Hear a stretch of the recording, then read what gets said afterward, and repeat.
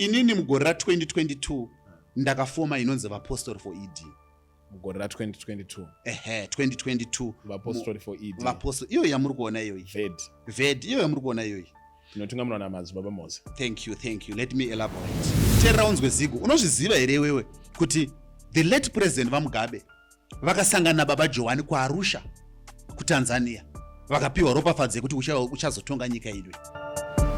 Izvozvi ndiri kubvunzwa nevanhu vakawanda kunzi naye vaMapranga, why can't you do a petition yekuti baba Jowani vaitwe a national hero, munhu anopikisana negwara rakasiyiwa ritaurwa nababa Jowani, munhu iye achida nyaya yevarungu, nekuti kana waramba ZANU-PF uri kuda project yevarungu. Munhu iye arwa naMwari akatuma baba Jowani, zvaarwa naMwari akatuma baba Jowani kudzorera zvakabviswa nababa Jowani munyika munomu.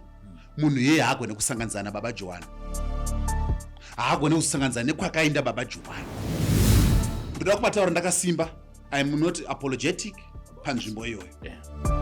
Baba Jowani ndo vakasiya vagadza hurumende yevanhu vatema yeZANU-PF. Kana wakuibvisa iwewe zvinoreva kuti wapokana nababa Jowani, wapokana nezvido zvaMwari akatuma izvi. King Charles III anotonga muEngland kusvika muzuva rake rekufa, asi kuno kuti ronzi anzi vamunangagwa nguva yakwana ngavachimbobva tiise mumwe. Munhu mutapa, mungabvise munhu mutapa asi munosiya King Charles. Muda kubvisa munhu mutapa asi muenda kuEngland munokotama King Charles.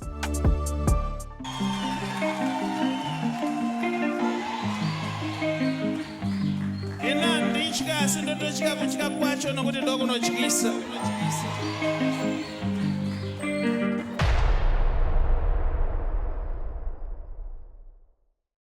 Ladies and gentlemen, welcome back on yet another interesting episode that we are hosting here. And this time for a change, tumbotaura the issues that are central to this platform. Vanhu vakafollow our platform, you know, from as long back as 2021, 2022, you would know that Panapa primarily we deal with issues to do with the gospel and issues to do with religion. And as I have always said, kubva kudhara kuti my issues gospel and religion ayakaya anika kusangana kaanoita, but anika kusiyana futi kaanoita, zvokuti there is a very thin line which might be difficult to identify. And you are seeing it's now 2026 politics ne religion zviri kuita kupinda mubhedha mumwe chete, baba naamai vada kutoumba mwana wavo watisingazive tichatumidza zita ripi. Whether it is good or it is right, we are going to find out, or at least tombonzwawo pfungwa dzevamwe on this podcast. Tona zvakafamba sei. It's a topical issue iri kufamba tichita zero in pamapostori. Mapostori ndo anenge ari kumberi stereki munhau dzepolitics mazuva ano. Takaona even kunana DJ Ola vaitawo an episode yavataura about mapostori. Ukaona kuTikTok kutori nemapostori ndo anyanya kudominata pakutaura nhau dzepolitics. Saka nhasi tadedza madzibaba Obey Mapuranga. Maybe vamwe mutanga kuona nhasi, but vanhu vanonyanyota mafanatics of these issues, they know madzibaba Obey Mapuranga is not a stranger kunyaya idzi. He's actually the founder of NAMFED, NAMFED, however you may pronounce it, and also chancellor of all religion. Tinozopagara ipapa tonzwa zvakamira sei. Chokugamuchirai Tinokutendai shuwa munhu waMwari. Ndiri munhu waMwari wozve shuwa. Tinokudza basa renyu kubva kare taingoona kuti munotambira muri muzvitendero, saka tinokuti munhu waMwari kana tichitaura. Hanzi ana madzibaba vagonotaura chirungu vazhinji, munogona kusanganisa here kana kuchitaura? Chirungu zvedu tinotsanangura nekuchitaura nekuchisanganisa.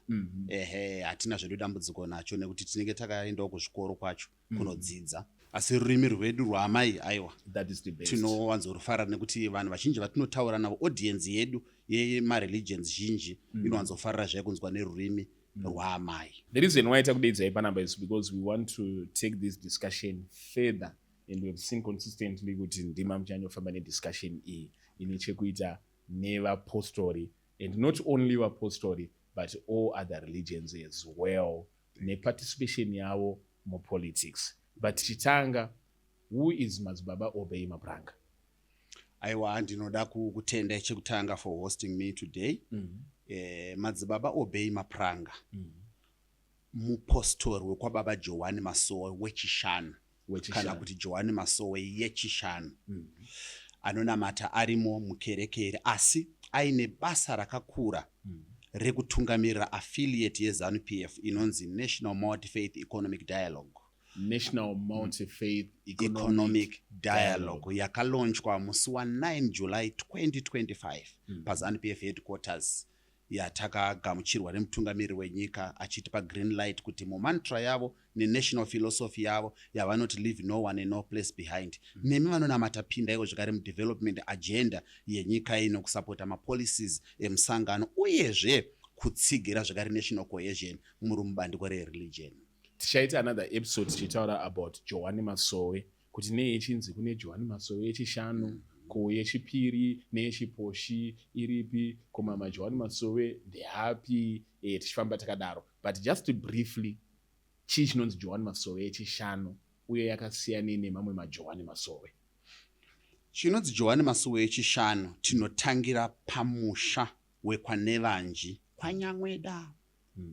Patinoti tikangopfuura paKefalos tosvika paDzumbunu, Marirangwe tosvika panonzi paNevanji kwaNyamweda. Ikoko 1931 ndo kwakasvikira Shoniwa Masedza, mwana wamai aEfi, achiti ndatumwa naMwari muno muAfrica kwemakore 15 nechinamato chinonzi Joani Masowe yechishanu. Chinozonzi yechishanu zvine zvakureva zuva rakadzika, riri zuva rekunamata rinoyera rinoremekedzwa, ndo rinonzi yechishanu. Vamwe vanoti wechishanu. Pavanoti wechishanu vanenge vachirevera kuti iye baba Joani, nekuti paakangosvika paNyamweda anga asanzi Shoniwa Masedza, anga akunzi baba Joani. Ndizvozvo saka vakauya kuMasowe echishanu. Zuva rechishanu ndoronzi Friday, ndo zuva rinoyera ratinoti zuva rinoyera ratonamata ratinokoshesa. Zvakafanana here nekuyereswa kunoita zuva reSabata nemaSDA, uriwo vamwe vaKristu vanochengetawo zuva reSunday, ndokukoshawo kwakaita zuva rechishanu here kuJoani Masowe yechishanu? Tinoda kutenda ipapo. Kukosha kwakaita zuva redu rechishanu nderekuti zuva redu iri harina kugarirwa pasi nemunhu akafunga kuti ndoda kuti vanhu vanamate musi wezuva rakati, asi izuva rakauya baba Joani vakabatwa nemweya mutsvene vakati ndo zvataura Mwari. Diviwo zvakare remaSDAs tinenge tichiona zvakare kuti divi ravanenge vachitorawo kubvawo mukati mechinyorwa chiri muBhaibheri chekuti ndiro zuva rakamisikidzwa nyika naMwari achizorora. Saka tinoona kuti zuva rinobva raira rinonzi kuisa zuva reSabata kuti zuva rako rive dzvene, asi isusu basa redu hatidi isusu kuti tigova vanhu vanocherechedza kuti rinonamata ava harisi zuva, rinonamata ava harisi zuva. Aiwa, isusu tinongokoshesa redu nekuti harina kurongwa nemunhu. It's not an earthly thought day, but izuva rakabva kudenga rikaudzika pano panyika nemweya mutsvene zvikanzi vanhu vatema ndo zuva renyu ramunonamata, zvinokoshera imi, zvinokupai nhaka, zvinokupai mhinduro yaMwari nezvinofadza ivo Mwari. Tisati tasvika kuNamfed nekuva kwenyu chancellor of all religions, tinambodzoka pakuti baba madzibaba Obey Mapranga vari mutungamiri weJoani Masowe yechishanu iyi, muri muprofita here kana mungoriwo mutungamiriwo wekuti togona kunge tichingovatiwo kana kuti mudhikoni kana coordinator kana munhu anongomhanya-mhanyawo ari mutungamiri, muri muprofita here? Tingataure kuti dzinonzi nhaka kuMasowe, dzinonzi nhaka. Inini muMasowe ndine nhaka dzinokwanisa kuita idzo nhatu. Nhaka nhatu dzandinadzo, nhaka yangu yekutanga panyama yangu ndiri muparidzi. Nhaka yangu yechipiri yandinayo inini panyama yangu ndinoimba, ndiri muimbi. Nhaka yangu yechitatu yandisingafarire zvangu kutaura handiifarire kuitaura, ndiri muprofiti. Ndiyo nhaka yangu yechitatu, asi handiwanzoda kuitaura nekuti basa rangu zhinji hakuzi kuda kwangu, rinenge riri basa raMwari. Asi inorwisere nhaka yeuprofita? Nhaka yeuprofita ibasa raMwari rinozviratidza rega panyika pano, asi rinotariswa nemweya wakaipa, rinotariswa nemweya minomwe, rinotariswa nemweya yetsino, rinotariswa nemweya yakaipa. Saka nguva zhinji munhu pabasa iroro harisiri kumira pasi pechuru uchidedzera. Aiwa, harisiri kugugudza dzimba dzevanhu uchidedzera, kuti harisi basa zvekare rekuti munhu ungafamba wakanyora pahuma pako, asi ibasa rekuti rinongozviratidza rega iro, kufanana nezvaitwa naKristu aingotaura iye achiti aiwa zvandakuitira pano usawana waunotaurira kureva kuti basa roda kuzvininipisa rinozviratidza rega. Ladies and gentlemen, ndiwo madzibaba Obey Mapuranga. Tichazonyatsogara nawo mumwe musi kana taona kuti toda kumbonzwa nezveupenyu hwavo, tichivabvunza kuti madzibaba Obey mune madzimai mangani? Madzibaba Obey munoshandawo nemaoko enyu here kana kuti munodya zvevapfupi nekureba? Zvese izvozvo tichaita sei? Tichazozvibvunza mumwe musi. Asi nhasi tiri kutarisa nhau yepolitics nereligion, tinyanyottarisa nhau yevapostori. Muri mutungamiri weNAMFED. Amen. NAMFED chimbori chii? Chinonzi NAMFED, it's an interreligious coalition. Kana kuti mubatanidzwa wezvitendero zvese, ndosaka ndachanisa zita rekuti inter. Ndosaka ichinzi the multi-faith. Kubatana kwema apostolic sects. Ndikati apostolic sects necherobvira vana namugodhi, masowe, mwazha, zviratidzo, mwoyo muchena, marange nevose. Kubatana zvekare vachibatana pamwe chete nemaprotestants, maevangelical, maministries, mainline churches, vachibatana zvekare pamwe chete nemamwewo zvitendero zvakafanana sekuti mamuslims, inonzi nemaarabs, kubatana zvekare pamwe chete zvekare nemamessianic Jews, pamwe chete zvekare nemaorthodox Jews munyika munomu. Saka zvitendero zvose zvinenge zvakabatana zviri muNAMFED. Kureva kuti the National Multi-Faith Economic Dialogue, coalition isingarambidze kuti ava ngavabude mwatiri, ava ngavave matiri, tiri kuti munhu wese anenge ari mukati matiri. Takatarisa zvinhu zvitatu zvatichida kuti collaborate with zvinova izvo the national cohesion yapresident, national philosophy yavo inova nezvekare yakabata national mantra, uyezve the ZANU-PF policies dzenyika inoi tinge tichita collaborate and participate. Pamuri kubatana neNAMFED, muri kungowirirana muNAMFED vanhu varimo ava, because uchaona kuti mune Zayoja inombonge ichitange inenge isinganyatsopindirana pamwe nezvikuitwa kunguwo chena, wobva waona mune vamwe vanhu vomaroma vanenge vachitiwo tinotanga na7 tokwanisa kumwa doro zvinongonange zvichirambwawo kuchechi yakaita seAFM. Muri kunotanga mawirirana here pamanamatiro oro muri ngosangana pane zvekuita nezvenyika? Ndinoda kukutendai munhu waMwari Mr. Zigo. Ndanga ndauda kuti nditi comrade, but ndazongoti ndichiti Mr. Kuti kwedu isusu we comradize. Alright, but hazvina kushata hanzi comrade, your comrade is your comrade. Thank you so much, thank you so much. Kana pachinge pane chinhu chinonzi coalition, especially an interreligious coalition. Coalition haitarise mumanamatiro kana kuti madoctrines. Inotarisa chinhu chinonzi interest. Hatitarise kuti veku-Roman Catholic vari kuita sei.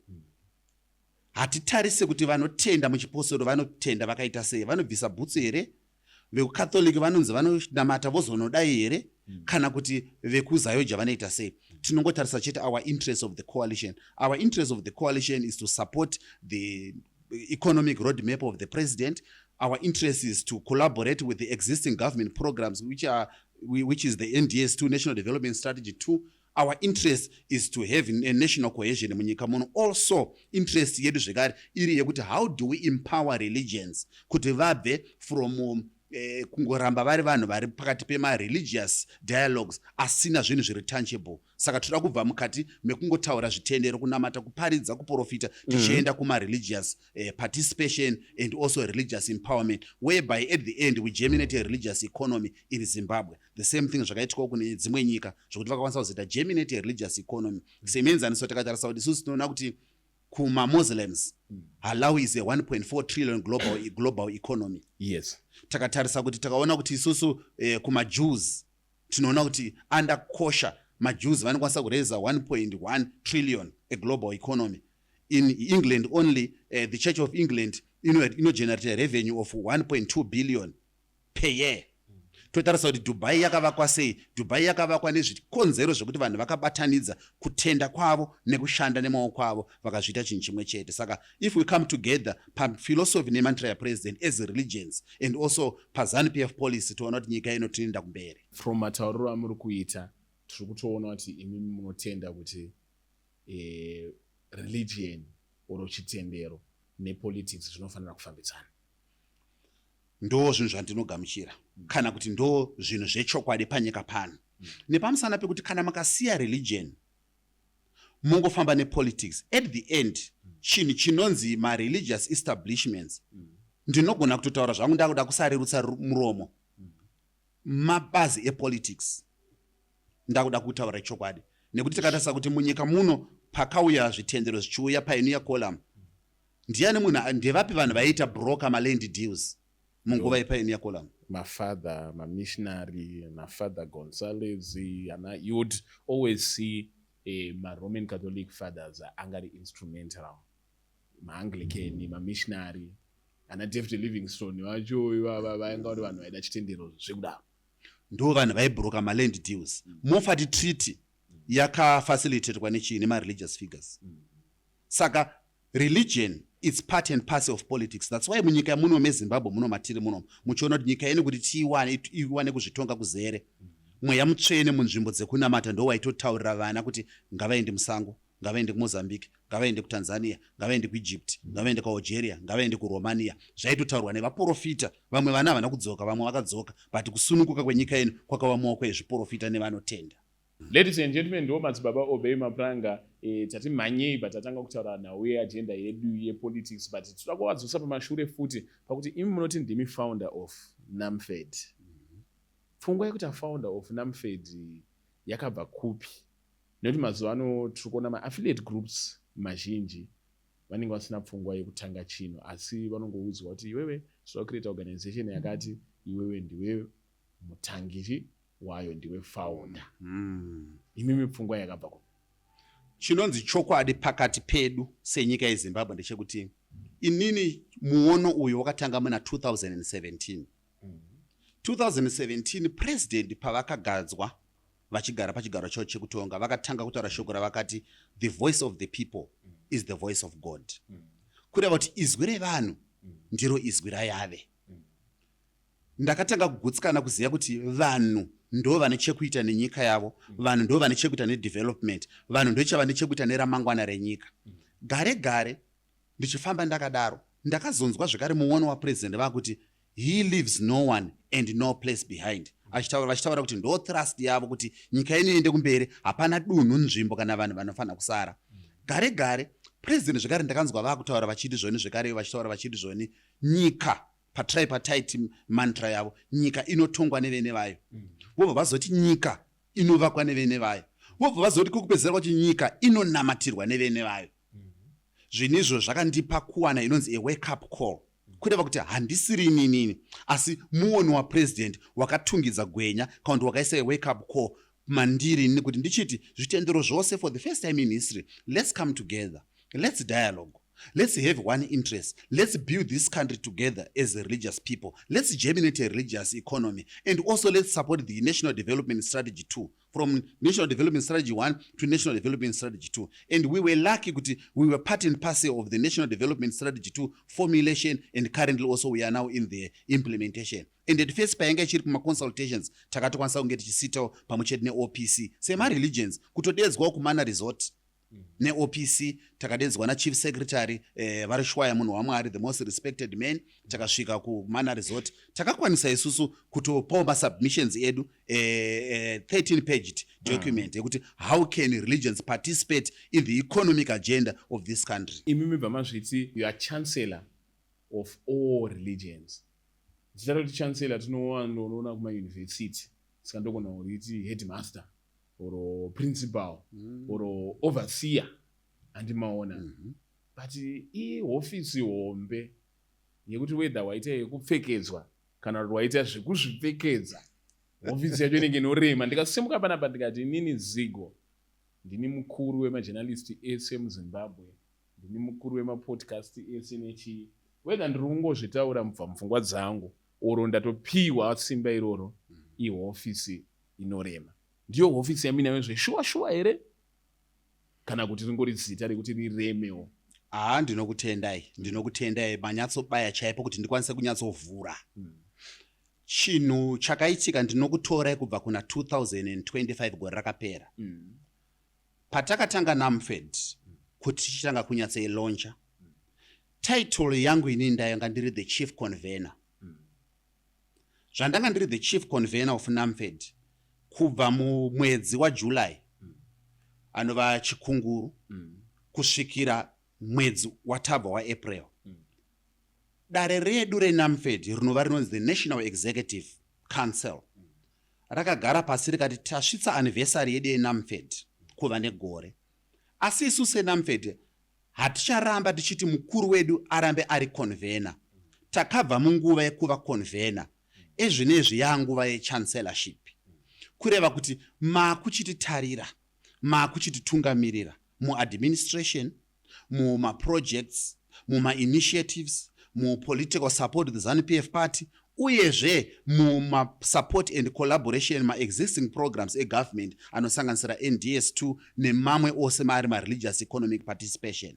Saka ndiyo nzvimbo yakadecidewa neNational Executive. It's not self-imposing, chekutanga. Uyezve position yechipiri ndeyekuti zvinhu zvakava spiritual. That's why musi wa29 April ndakadedzwa National Executive yedu ndikaordainwa naSpecial Religious Council wedu apiwa instruction county directive ne-executive yedu vanova Bishop Dr. Sidney Mabiza kuti chiitai ordain madzibaba Obey Mapranga to be the chancellor of NAMFED. Pandoda kujekesa zigo, pandoda kuti panzwisike nenyika nevanhu nevose vari munyika muno ndepekuti NAMFED is a religious organization. Yakafanana nekuti munogona kuenda kune dzimwe nyika mona mukuru wechechi achinzi His Eminence. Azvireve kuti it's a political office. Yeah. It's a religious office. Munogona kuenda kune dzimwe nyika dziri kuna Europe munzwa kuchinzi lordship. Yes. Azvireve kuti it's a political office, it's a religious naming. Munogona kuona kana munyika lordship obva kuti zvakureva kuti ndiJesu. Mazvoona zvakafanana semunomu tinoona munhu waMwari wandinova ndinotenda kuti anondidzidzisawo kunamata zvakanaka nekutsigira nyika vanova Bishop Dr. Nehemiah Mutende. Vanonzi His Grace. Yeah. His Grace Bishop Dr. Nehemiah Mutende. Saka inini mabishops vakagara pasi vakati ivo vamapranga convener makapedza convener ezvinezvi machancellor wedu nokuti basa reine ofisi yenyu yakura. Ndosaka zuva iro ndakatobatiswa charter yeNAMFED. Ndikatoita oath of office, but this is a religion. This is pure religion. Saka mukanzwa kana vaMutende vakanzi His Grace, no one should be intimidated because ndezvekunamata. Mukanzwa vamwe vachinzi lordship, mukanzwa vamwe vachinzi His Eminence, ndezvekunamata. Sema Roman Catholic cardinals vanonzi ma-eminence. Isusuwo kuNational Mode Faith Economic Dialogue nekuti zvitendero hakuna title ya chairman, hakuna title ya president with a letter P, with a small letter P, but kuna chancellor. Nekuti ndo basa rangu rezvitendero iro. Toya pa question yechipiri yamabvunza kuti ko zvino zvitendero zvose izvizvi pamakanzi ma-chancellor of all religion, NAMFED zvinoreva kuti it's an interreligious coalition of all religions that are in Zimbabwe. Kune ma-religions mairi zigo ari munyika muno. Kune ma-churches in Zimbabwe. Kune ma-churches of Zimbabwe. Zvinhu zviviri zvakasiyana munzvimbo mbiri dzinoti churches of Zimbabwe ndo chechi dzevana vemuno, indigenous churches. Dzakatangira muno. Dzakafanana nedzipi? Dzakafanana semunhu waMwari, ndogona kupa munhu waMwari vanova ivo Prophet Hubert Angel. Prophet Hubert Angel neSpirit Embassy. Yes, ndogona kukupai munhu waMwari Prophet Emmanuel Makandiwa. Ndogona kukupai munhu waMwari Prophet W Magaya. Ndinogona kukupai muenzaniso Johani Masowe wechishanu, mutumwa Ernest Paul Mwazha weAfrica akatumwa kudzikinira vatema, Saint Nimrod vakasirwawo navamarange Noah Marange, Zayoja baba Ezekiel Guti, anonzi ma-churches of Zimbabwe.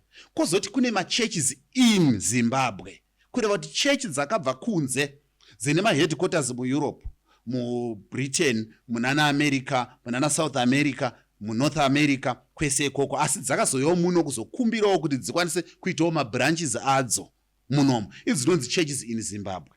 Ipapo tichazopataura ipapo kana takutaura religious political participation, pane patichazoda kutaura ipapo. Saka zvitendero zvose izvi zvakatenderana zviri under NAMFED kuti vamapranga, you are the chancellor of all religions in NAMFED.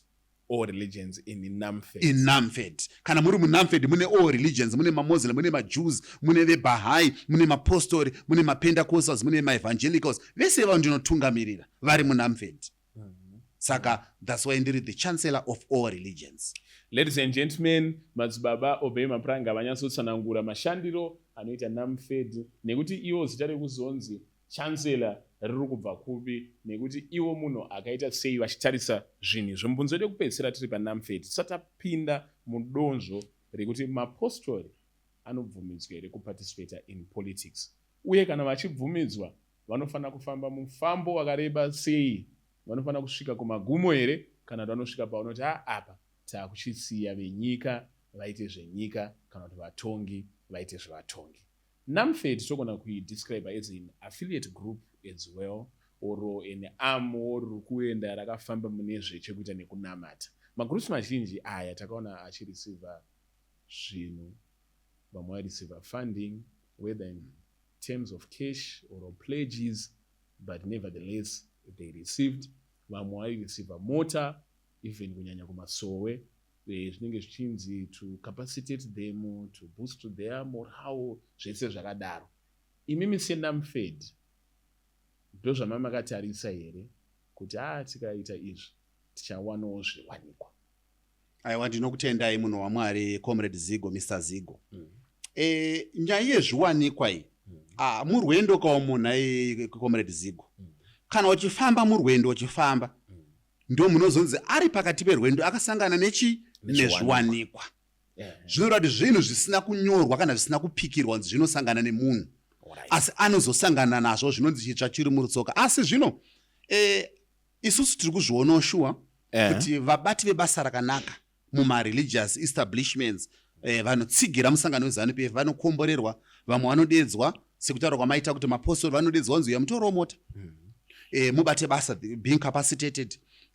Vamwewo maprophets nemabishops vanenge vachidedzwa. Isusu seNamfed chinhu chekutanga tinotorera zivo yedu kubva muhondo yechimurenga. Muhondo yechimurenga maimbwa muchidzisimudza gumbo rako, arizi rako ndere musangano, kana rikatyoka tinoisa rimwe. Zvinoreva kuti inini as the chancellor of all religions in Namfed, I am a servant leader. Basa rangu ndere kushandira musangano, kuzadzisa zvido zvapresident mudivi rezvitendero nema-millions akataurwa necensus ya 2022. Ayakati out of 16 million, Christians are 80.3%. 80.3% the Zimbabwean population. Pa 80.3% ipapo 40 above 40%, 40% I mean, vanobva kuchipostori. 1% ma-Muslims nemamwe ma-Protestants ma-evangelicals. Saka meaning to say kuti ukaweka kuti pa 16 million dzakaverengwa muna 2022 unofanira kubva kuti 80.3% mamiliyoni mangani. Ivavo ndo vatinoseva tiri mukati me-servant leadership yekukurudzira runyararo, national cohesion, tichikurudzira zvekare peace, tichikurudzira zvekare kuti vanhu vadanane, kusapota vision yapresident, NDS2 economic roadmap. Asi mubasa rese irorero hatitarisire muripo, hatitarisire kubhadharwa, hatitarisire zvekare kutinzi isusu tinonzi zvamaita izvi makamutasira kuti sei. Mukuru wenyika ndiwo vanoona, vari mukati memabhizimusi nemabhindauko ndo vanoona. Kana mukana iwo ukanzi wauya aiwa nemabishops edu tinongoenda, nema-leaders edu, national executive, our policy research and liaison board, including our provincial executives and our district leaders across the country, tinongoenda tichigamuchira. Asi harisiro donzvo redu rekuti tishande takadzokora. Asi mukana wewakambouya here kwamuri? Inini mukana wewakambouya kwandiri mugore ra2023. Ndakambodedzwa nemunhu waMwari, the most generous person, Sewick Nojivai. By that time zvasati zvanyatsowa popular zvazvo Zigo. Tasingadozivi kuti zvinoitika zvinhu zvakadaro. Zvasati zvapopular kuma 2023 ndakadedzwa ndikatopiwa Ford Ranger, wild truck. Asi mazuva acho zvasati zvafane zvako mazuva ano zvokuti munhu anotodedzwa otonzi bvisa maplastic. Maipiro yonyaya yeNamfed here kana kuti? Alright, ndine kanhoroondo kandoda kukupa Zigo. Basa iri re-religious political mobilization andakuritanga nhasi. Inini mugore ra2022 ndakafoma inonzi vapostori for ED. Mugore ra2022? 2022. Vapostori for ED. Vapostori, iyo yamuri kuona iyoyi. VED, iyo yamuri kuona iyoyi. Tinotungamirwa naMadzibaba Mose. Thank you. Let me elaborate. Zvandakaita mugore ra2022, ndakasangana neshamwari yangu anonzi Emmanuel Muzhangiri. Imano Muzhangira anamata kwaMugodhi mufundisi. Takagara pasi manga muri muna May 2022. Takati right, wona takuenda kuelection shamwari. Zvatakuenda kuelection todini. President atidi kuti sutimbowana mama results atinofunga kuti tizoti president vanombonzi vahwina nekatambo kadiki toda kuti vangoita resounding. How can we contribute and how can we aid the resounding victory of the president by religious political mobilization? Saka zvandakaita nemwoyo wangu takabva tagara pasi akanditi toita sei akanditi shamwari chinyora concept note. Ndakabva ndanyora concept note inonzi vapostori for ED. Vapostori for ED. Ndanyora bhandaisa acronym yekuti VED, VED. Neshamwari yangu itakadedza vamwe vanhu vanonzi vanana Chamangwana, Muchongwe, nevamwe vanhu. Takati ngatite zvinhu, but people they said no, this thing cannot happen. Hazviitike kuita a religious political movement mainly for campaigning kuti president vawine. Vaitarisawo kubva 1980 kuti hapana mvere pakaitika a movement yekukambenera president yechipostori iri established. Saka pataivataurira vanhu vazhinji taivati zvinoitika. Ndakagadzira concept note yangu. Fast forward, ndakaenda kuZANU-PF headquarters. Ndasvika paZANU-PF headquarters ndakasvikoona director anga ari kucommissariat wepolice research and liaison. Vainzi Dr. Goma pavakazoresigna zvavo. Time yavo yeretirement yakazosvika. Retirement. Saka vari kubatsira zvavo vari kunze vachibatsirawo vanhu vakasiyana-siyanawo nemusangano asi vakaenda paretirement. So ravana kuresigna its retirement. Saka padaro Dr. Goma ava takasvika takavati toda kuita inonzi vapostori for ED. For ED, Tavati toda kuita vapostori for ED. Dr. Goma vakabva vati tinotenda wamapuranga kana mauya mida kuita zvakadaro tatasane sarudzo gore rinouya term election. What happened? Takabva taregister vapostori for ED. Zvakanzi right makuchita say next stage takati takunoloncha. Takanoloncha paHarare Gardens. That was now in August 2022. Before the year of the elections. Taenda paHarare Gardens kwakauya our guest of honor was Madzibaba Lawrence Katsiro. Vekumarondera ndo vakauya vari mukuru. Then we were supported by the ZANU-PF Youth League. Munhu akatibhadharira venue yepa amphitheater iri muHarare Gardens. Takabhadharirwa na the ZANU-PF National Youth League Deputy PC Comrade Taurai Kanshaya. Yes, ndo vakatibhadharira venue yeamphitheater tichiti toda kuloncha chinhu ichi. Vatibhadharira venue takauya kuzosapotwa zvekare ne the ZANU-PF Youth League National PC Comrade Tsunge Makumbe. Ndo vakauya vakatibhadharira dzimwe mari dzavakabhadhara dzekudya ipapo na Comrade Tendai Chiwetu. Vakabva vasvika zuva iroro zvekare. Saka takanga tiine vakuru kutekwa hwereligion akauya kuzoblessa chinhu ichi. Ndi comrade Madzibaba Lawrence Lavius Katsiro. Ndiye akauya kuzoita prayer kuti chinhu chive successful. Success yese yamuri kuona iyi yakasakiswa naBaba Katsiro. Ndo vakauya kuzoita the prayer. Baba Katsiro vaita prayer, the political support yakabva kuna Comrade John Paradza. Vanhu vaiwo ndo deputy youth affairs secretary PB also. Ndo vakabva vatumira vakomana ava vanoti Comrade Taurai Kanshaya, Comrade Tendai Chiwetu, the SG of the National Youth League, Comrade Tsunge Makumbe, the National PC of the National Youth League. Saka chinhu chedu takalonja zvakanaka. Then tagara pasi tataura chinhu chitanga kukura. Tatini mama executives 2 months down the line takazogara pasi tikati zvotochita pana papa ngatichitsvagai vamwe vanhu vakuru vatinopinza mukati. Then pakapinda zita raMadzibaba Mozi. Kuti Madzibaba Mozi munhu mukuru. Munhu agara aitsigira musangano weZANU-PF makore kubva kuma 2002 zvichienda mberi. Asi takuda kuti vachipinda manje inonzi direct political participation as a mupostori. This was his first time. Yes, direct participation. But now tata kutsvaga way yekuti vapinde. Then ndakagara pasi nevamwe vakuru vaita advisor from the party and so forth. It's me ndakazoenda kuna Madzibaba Mozi. Ndikasvika ndakati ndauya nekuti Madzibaba Mozi muyera shiri seni. Saka ndakasvika ndakati hungwe ndauya. Mukoma. Ndoda kuti imimi mukwanise kuti mutungamirire chinhu ichi. Chii chandaitarisa? Ndaitarisa manumbers zvekare ari kumapostori emasowe. saka ndaitsvaga munhu ari flexible. Zvakafanisa kuti ana madzibaba Lawrence Katsiro munhu anogara ari mumabasa makuru avakasiyirwa nana baba Julius. Vanana baba Gibson vanogara mumabasa makuru avakasiyirwa nana baba Julius ekutakura musangano wogore nezvitendero zvemasowe. So what happened now is ndakati madzibaba mosida kuti muuye, but I am going to relinquish my chairmanship and bring you in so that you become the chairman. Madzibaba mose vakabvunzwa mibvunzo miviri mitatu yokuda kunzwisisa, aiwa vakagamuchira. Then I relinquished the chairmanship. After ndaita relinquish chivapa ndakabva ndazova the national spokesperson. Ko vanhu vanoti mahunga ndingatirwa nevanhu kuti it has been public knowledge kuti madzibaba Mose Hausiro akatanga Fed, but zvinova zvanzi akatanga wacho anenge akatorwa obva aendwa naye pasaidi ka mbombetwa kameeting ozodzoka obva announce kuti I'm relinquishing my position as the chairman of Fed.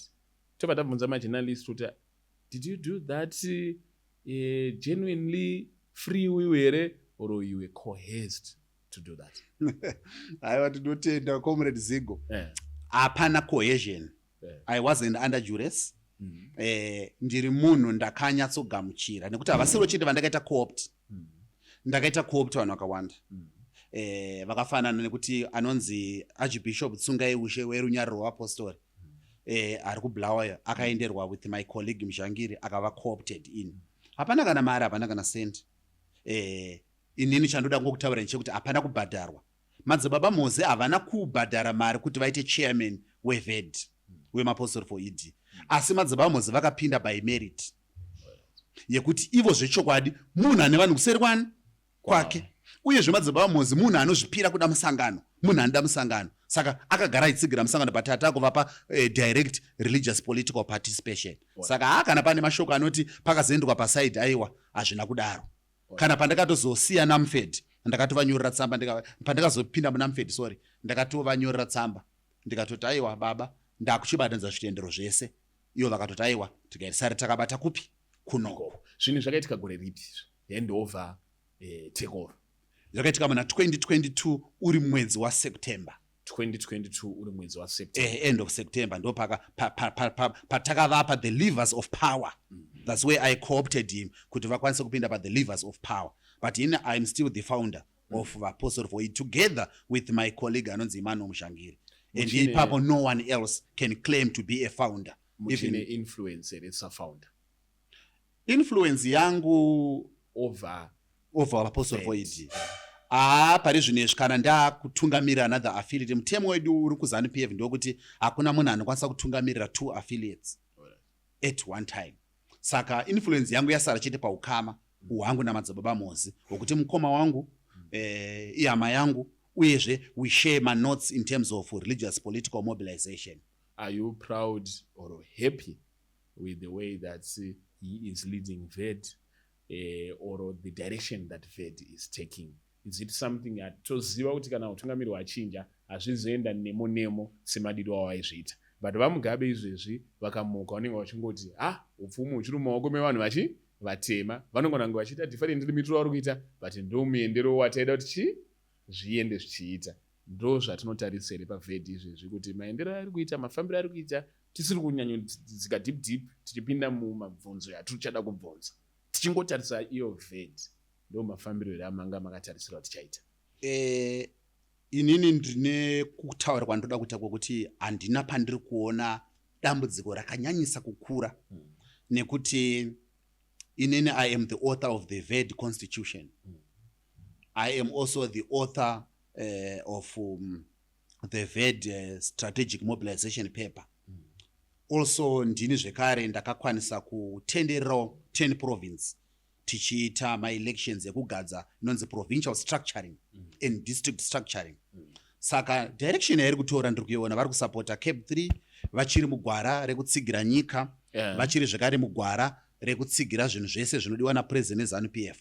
Uyezve chinozokuchinya kundifadza ndechekuti VED yabva yaita mhanza yakanaka, kuti yabva yaita mhanza yekuti mupostori wedu anenge seWikino Chivhayo abva achitangawo kuisawo mobility muVED mweya zvekutoti tiri kuona motikari, tiri kuona mafunds nemari, uyezve takaona Dr. Paul Tungwarira vachiisa zvakare mari umomo. Saka I am so happy kuti chinhu chandakaita inini, my brainchild, chiri kukura chichikura both economically and also politically and socially. Saka I am happy. Ivo vakatanga VED ndimi vari kutungamira vamwe ende mukuti muri mumagood box vanoita vachimboratsirawo here zviwanikwa zvinowanika kutiwo tozviziva kuti basa iri nderenyika uye basa raMwari hatinyanyotarisira kuwana zvinhu zvepanyama. Asi munhu semunhu wenyamawo unombotarisirawo kutiwo patinoitawo magrosari edu muZayoja matopinda isusu, even though tichiziva kuti Baba Joe Guti ndo vari panyanga, tinoenda tombonoratsikirawo kuna mai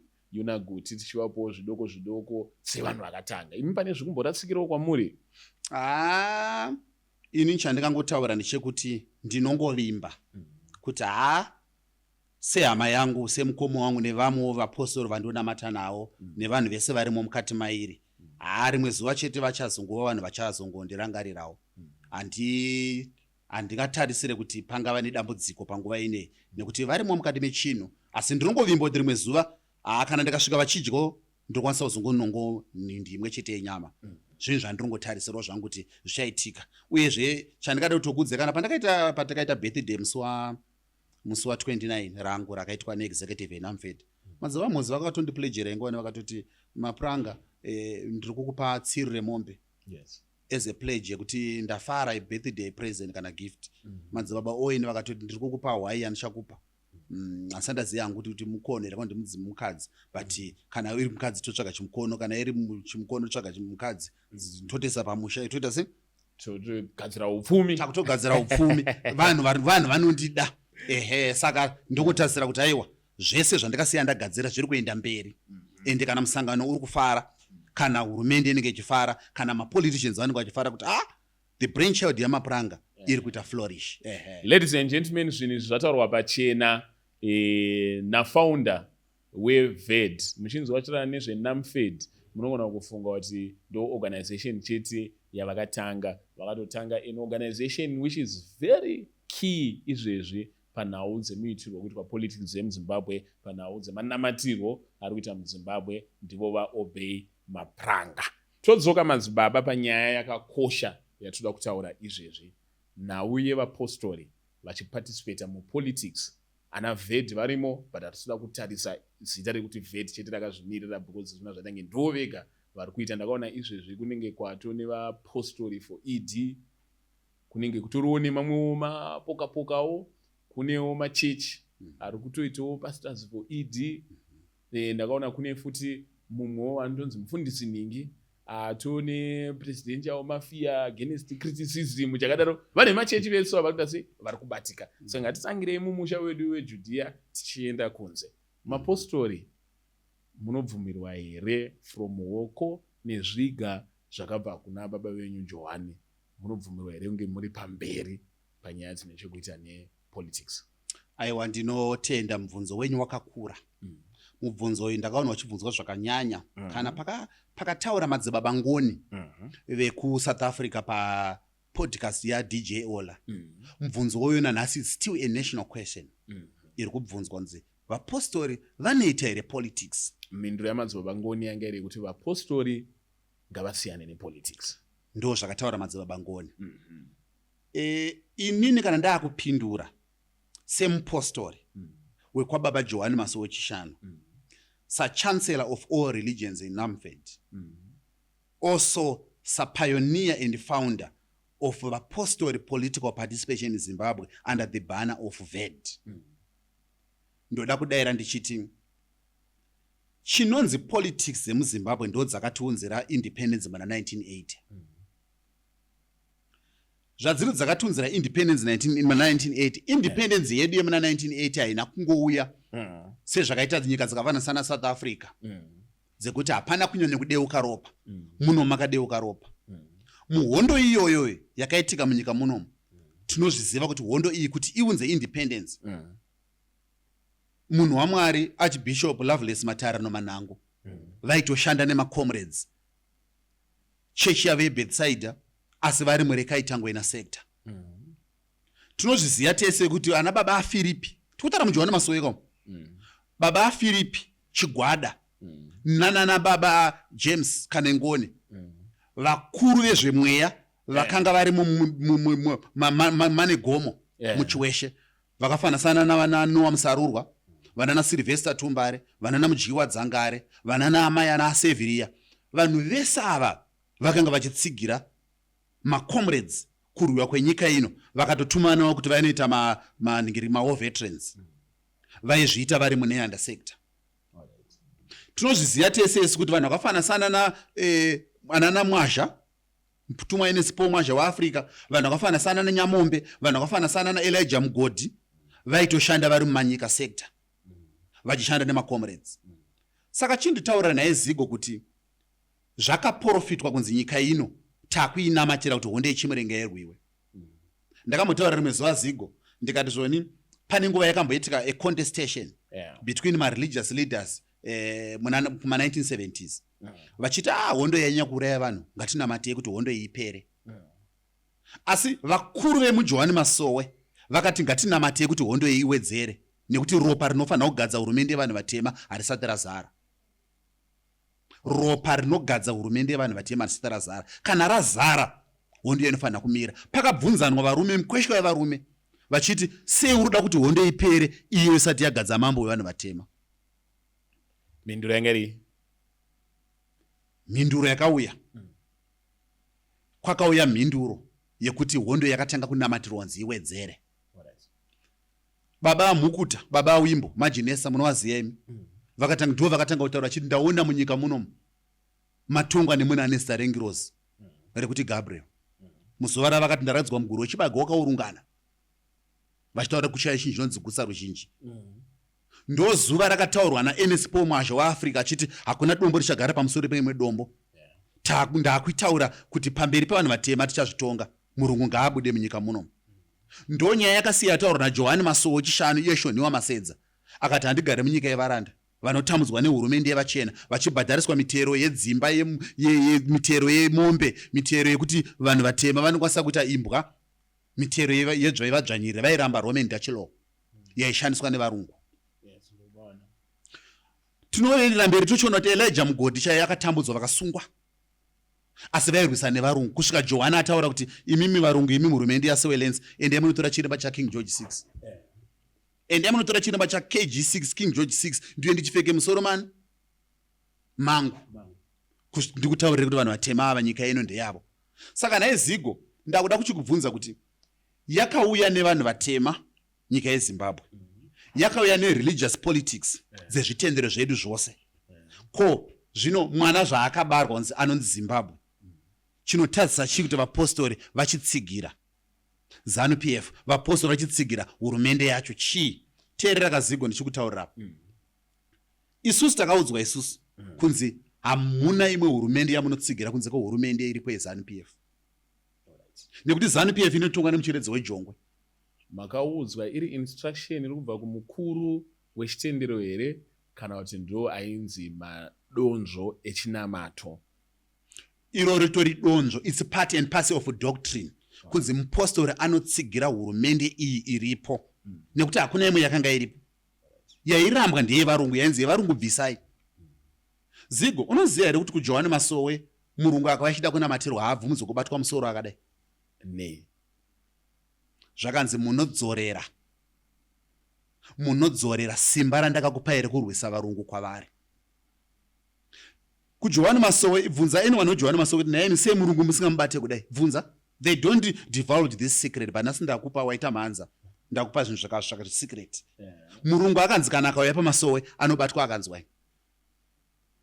Musampe mukati meruoko rwenyu. Kureva kuti kana tine politicians ari muZimbabwe munomu vane kahukama nevarungu, vanosainirwa macheki nevarungu, vachipiwa mari nevarungu, vachipiwa advice nevarungu, vaine regime change dzevarungu, vanhu iva vane vapostori vari munyika munomu vakanzi 40.3% yeZimbabwean population azvionane, makara asionane.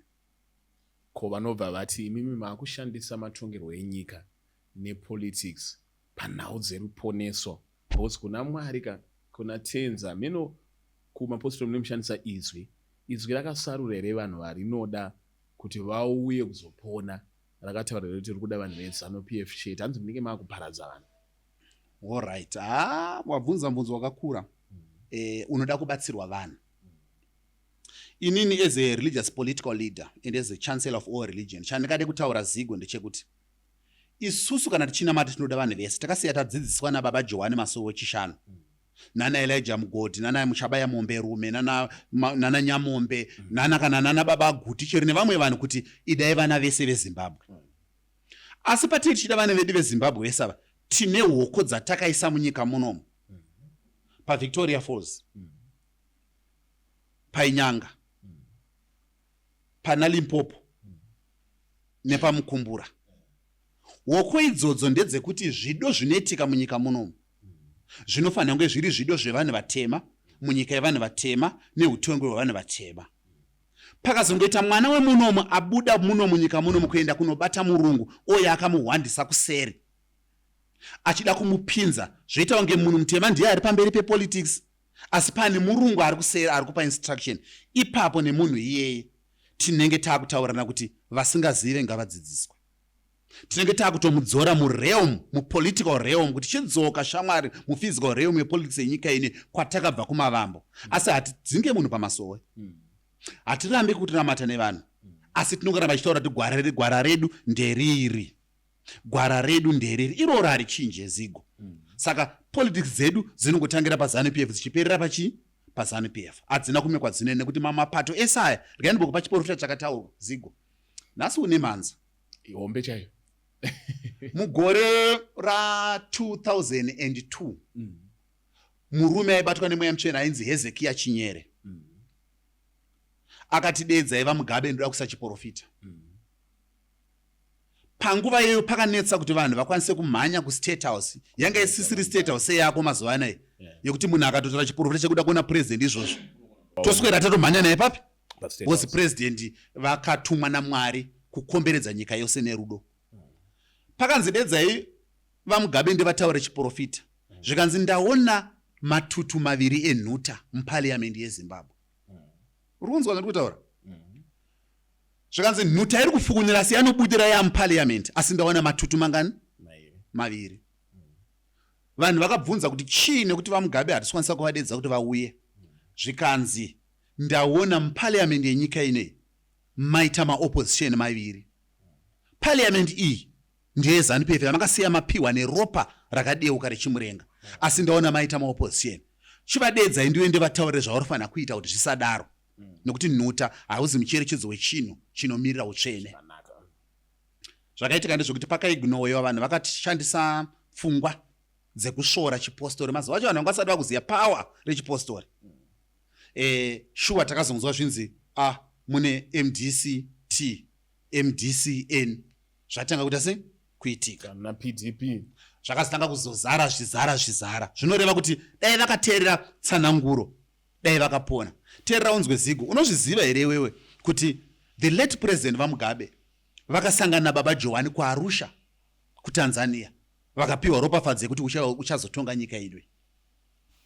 Unozviziva here Zigo kuti Baba Johani zvavakakurosa vachipinda mumusha unonzi Zambia vakasangana naMapwepwe naKaunda. Vasangana Mapwepwe naKaunda vakati iwe Mapwepwe une political power, asi hausi kuzotonga nyika yeZambia ineyi, ichatongwa neuyu murume anonzi Kaunda. Chandoda kutaura Mr. Zigo ndechekuti Baba Johani vakagadza madzimambo pazvigaro zvokutonga. Chinamati cheJohani Masowe musachitarisire pasi. Ndakambotaura mugore ra2023 ndakati opposition aiwine nekuti haina vapostori kuruseri kwayo. Baba Johani simba ravo vakatanga kuratidza paZambia. Vakasangana naKaunda naMapwepwe. Vakati vanhu vese mukutarisira kuti Mapwepwe ndiye achatonga. Asi Mapwepwe hausi kuzotonga iwo Mapwepwe, achatonga ndiKaunda wandakuisa ropafadzo yangu. Vakasangana vaMugabe kuArusha kuTanzania. Vakati iwewe uchatonga, asi chandakukuudza enda kunyika yeZimbabwe uzorangarira vapostori. Iko ndichena Baba Mugabe. Kunzi uzorangarira vapostori, ndakukupa ropafadzo yekuti uchanotonga. Saka chinamati cheJohani Masowe ichi pamunochiona chiri kuseri kwavamunangagwa. Vanhu vazhinji musanetseka nezvenyu. Ichi kutozodza iko kuyakwe. Iwo Baba Johani ndichinzwa muchitaura kuti ndo vakataura about Sweden Africa, South Africa Today, Zambia, vakasangana naMugabe Tanzania. Unonzwa nhoroondo yakakura about Baba Joan. Asi zita ravo kana taakupinda munenge anzi maheroes of faith muAfrica. Hatimbonyanyonzwa zita ravo richibuda, tiringonzwa zvana Ida Hosa nevamwe vanhu. Do you think kuti vanopiwa ruremekedzo runoenderana navo kana kuti chitendero chakagara changoshorwa? Mubvunzo uyu wawabvunza Zigo uchabatsira vanhu. Ndinonzwa ndichidzamirwa zvakanyanya. Ndoda kumbotanga nekudayira ndichiti 2 years ago vana vaJohani the bloodline anonzi Magaga Masedza naRuben Masedza ndakaita mukana wavakasvika kumba kwangu. Havaoneke, it's a royal family. Asi vakaemba mangu vakapinda mba tikaisa tafura yedu zvokudya nozvokunwa zvakatsanangurwa. Vakakurukura semakurukurira vari kuita vachitobvunza kuti baba vedu vachacherechedzwawo here muAfrica muno, muSADC muno nemunyika ino. But wona Kazigo, unoziva here kuti President Dr. Idi Mnangagwa zvinongovatorera nguva yakafanana sekubwaira kweziso kuti varecognize Baba Joan kuti vaite national hero. Izvozvi ndiri kubvunzwa nevanhu vakawanda kunzi naiva Mapranga, why can't you do a petition yekuti Baba Joan vaitwe a national hero? Saka zvinhu zvinongomisa chete ndezvekuti zvinezvi nyaya yaBaba Joan ichiri mukati memacourts. Vana vaBaba Joan vari kuda kuita exhume baba vavo kuti vanovavigawo panzvimbo yavari kuda. Kereke riri kwaGandanzara riri kuti aiwa regai tisare tiine mapfupa avo nemuviri wavo. Saka zvinhu izvozvo zvinosakisawo kuti hurumende kana musangano unogona kuti nonokei kuita decision yekudeclare national heroism pana Baba Joan Masowe Chishanu. But takutaura chokwadi he deserves sekutaura kwawaita.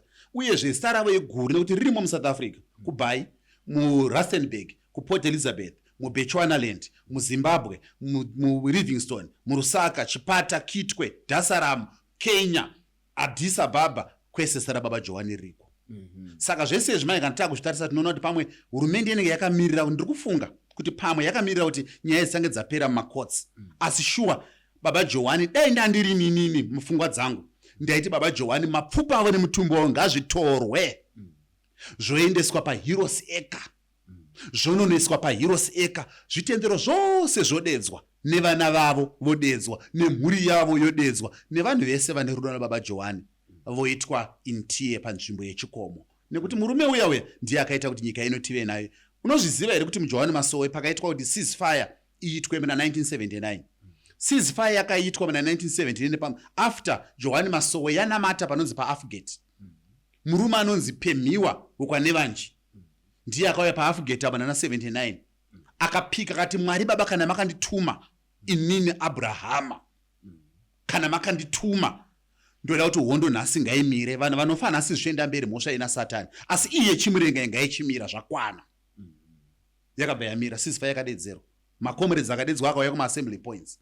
Asi manje zvinhu zvaakuchiitika mazuva ano Zigo ndezvekuti Johani Masowe inobuda pachena kusapota musangano, but okune mamachechi anongoitawo hide behind the scripture, vanongonyebedzera kusapota musangano asi vasiri ngasapote bluntly.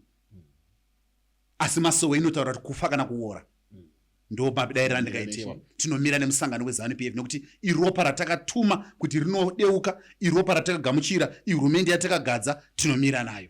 Ndo pane secret hombe. President vaMnangagwa kana chivaona vaenda ndakavatarisa hangu religiously. Vanosimuka paState House, pavanogaidwa vanonogara pamaranga vakabvisa boots. President vanouya pano patinenge tiri vonamata nesu, vanoenda kwaMutende. President vanosangana nevakunda nevakuru vekwamwazha. Zvinongoreva kuti president ava kuseri kwavo kune zvitendero. Pane nyaya yawana yandogara ndakataura zvangu pandirombosangana nemarabha oma imweya. Musati maitaura ko munhu anouya oti these are politicians. Politicians, that is what they do. You can even see panombobuda mapicture ema-former minister vari kunganga chaiko vakabvisa bhutsu. Unogona kuona vatungamiri venyika chaiyo chaiyo takambonzwa ndichiri mudiki hangu nyaya yehobho ndoita dzekuverenga kuverenga kwamunoitawo nyaya dzenguva yehondo uchinzwa kuti svikiro rakasamona vatungamiri venyika tikaona semana president Mugabe vatinomboona vakagarawo futi pamasowe kana kwamarange vakangobvisawo bhutsu kun'anga vachitaura nesvikiro kana nasekuru kana nachiyandiri so vanobva kuti these are just politicians. What else can you expect? Imimi mukatoitwawo president nhasi ndogona kutokuonewo muri kubhora muchiti ndinosapota Dynamos because unenge uchiita zvinhu zvinoita kuti iwe nevanhu. Ndizvo here kuti pamunowana vari kumasowe vari kukuremekedzai sevanhu vemasowe vachiremekedza chitendero chevanhu vepasowe from mumwoyo, or it's just another politician doing what a politician does best? Aiwa, wabvunza. Ndio nzvimbo yandinofanira kudayira iyoyo nekuti imomo ndo mandiri kunzwisa chinamati nechitendero nepolitics. Zvinhu zvina kuseparatwa chinhu one. Regai ndimbokutaurira Zigu. Unonitaura here kuti wewe svikiro kana kuti mhepo kana kuti gombwe rikauya muno mandiri mastudios menyu muno ronoka padhoa roti ndine mashoko andinawo unoti kudini Zigu? Andokula mashoko zviri nani utanga wamanzwa wozotaura zvekususpecta. Thank you so much. Ramira pastudio pano patiri pana, this is a very beautiful studio. Romira ipapa risvikiro rakapfeka makavhu nematewe aro roti Zigo ndine mashoko newe, wati unoti taurai henyu ndiri kunzwa. Ndo zvinoita vatungamiriri mapoliticians, even myself ndinoti taurai henyu ndiri kunzwa, ndozoita way mashoko acho. Regai ndimbokupa zvatakamboitawo nesu dakuti ujekerwe paunonzwa kuti pane vamwe vakuru vaonekwa vari pabanya, pangave pabira, pangave kana pachii, vadedzwa kunzi uyai munzwe mashoko. Isu patakafoma Namfed vanhu vemasvikiro vakatidedza vakati vamapuranga mati National Multi-Faith Economic Dialogue, kureva kuti imimi mati multi-faith nesu tiri chitendero che-ATR.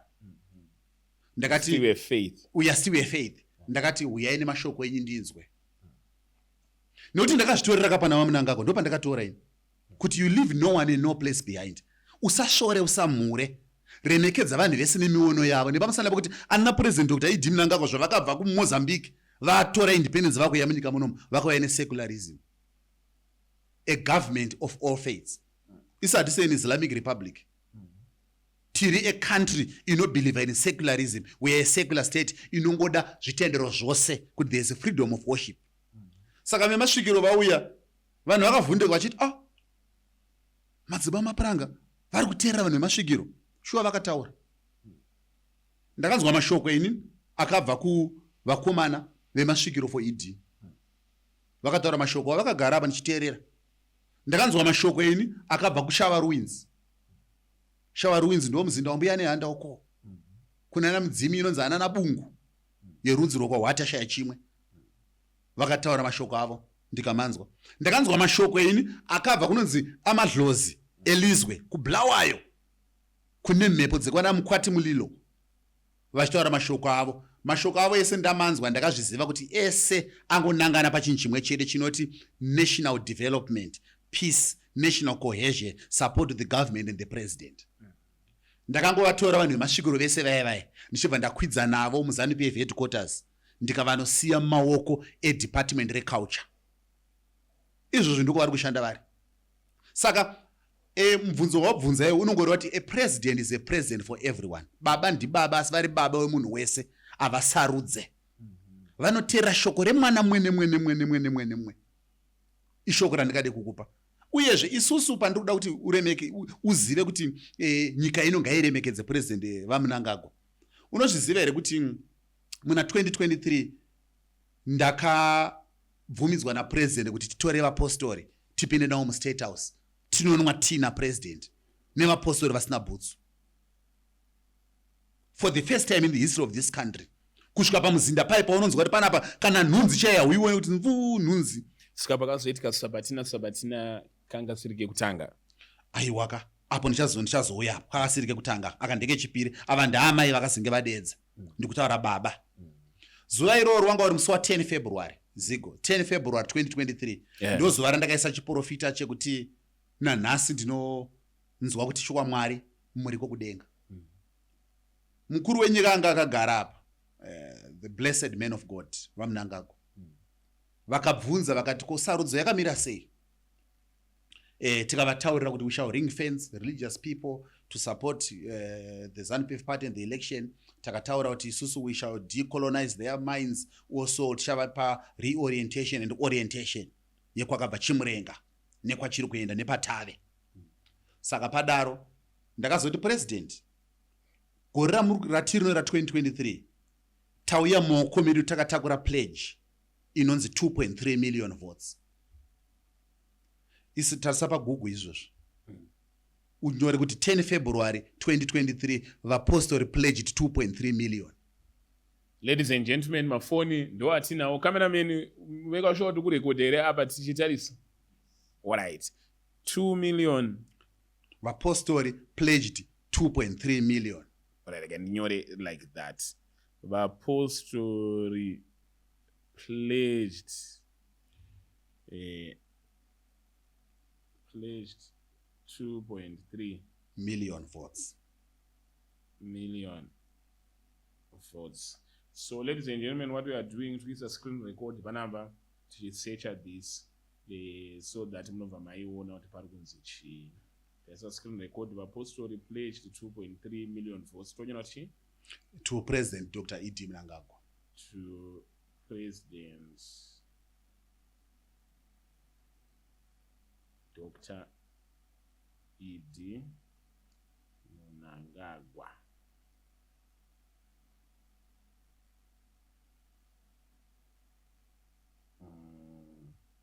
The Herald. Yes. So 25 February 2023, there's an article here.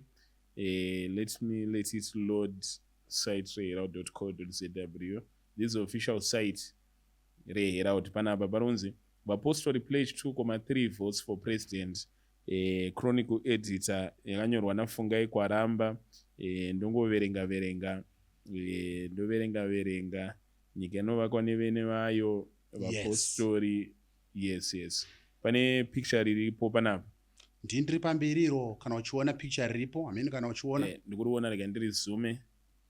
Ane scarf yakapfeka garments. Ndiri kukuona pana Baba Mozi zvekare. Right. Pane mutungamiri Baba Mozi, pana president. Nemamwe ma religious leaders evapostori. Nemabenz nemaod. Nemabenz nemaod. Zanza baby motors. Idzi mota dzakatengwa namadzibaba Mozi from his personal pocket. Vachitengera campaign. Zvanga zvakatsvuka. Murume uya ndo patinoda kumuremekedza madzibaba Mozi. Vakatengera campaign movement yandakaita found. Ivo vachitora chairmanship. Vachibvoiso benziyo neaudio yauri kuona kuti ngazvibatsirei nemobility. Because sakadai mamuri muBhaibheri ngadai mukuti Apollos ini ndakadyara Apollos akadiridza. Ndisingazoziva how we can explain that in the political context. Asi ndikangoti ndozuva racho iroro. Saka uri kuona here ziko kuti kutaurira president vakagara apa kuti tauya maoko medu takabata 2.3 ndo dzichakuwinisai. Chiprofita. Chitarisa kuti president vakazoita sei.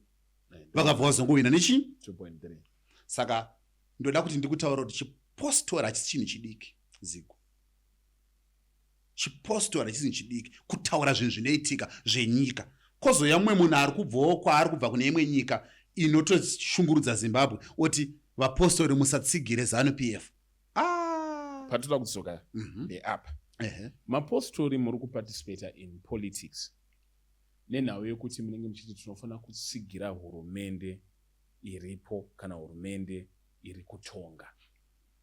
Chinonzi hurumende chii?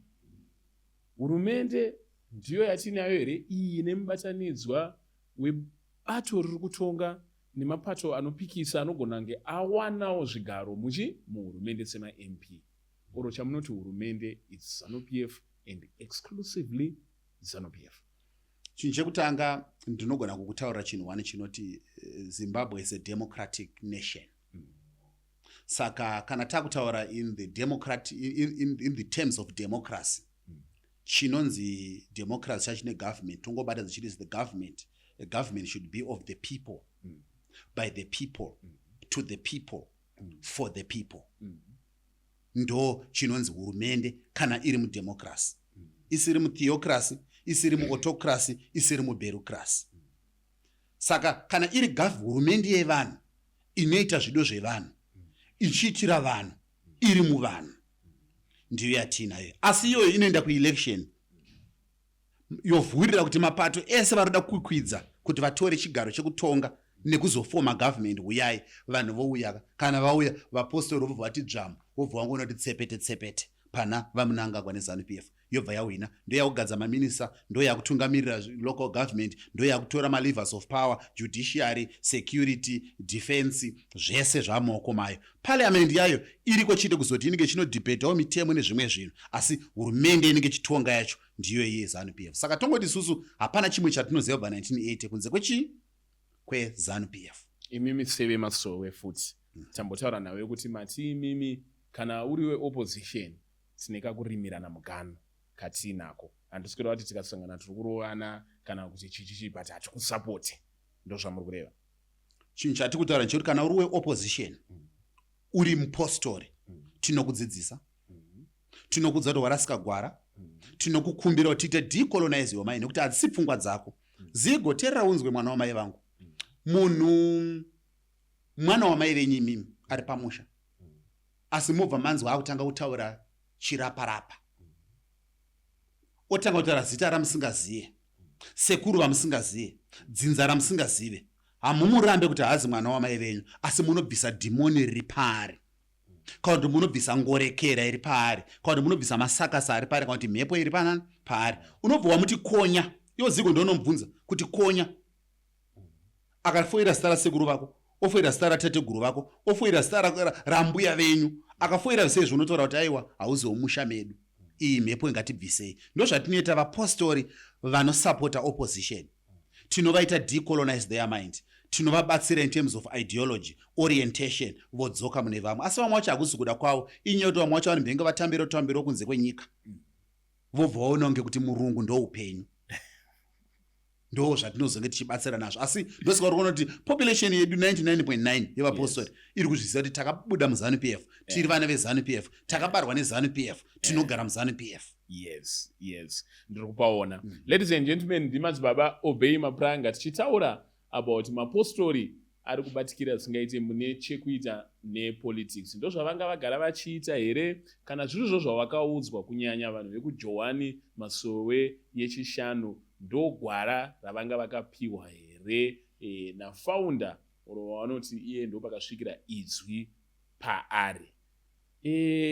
Izvezvi mapostori achiita politics tabvunza about kuti vanofanira kusvika kumagumo adzo here politics, oro vanoti vakamhanya kuti panapa tasvika taguma taakuchisirawo vanhu vanoita zvekutonga, hanzi give to Caesar what belongs to Caesar. Mapostori haasi anyanyoendere zvekusvika pakuti vakuti pamberi neZANU vari pamusangano wechi, voti pamberi neZANU vari pamusangano.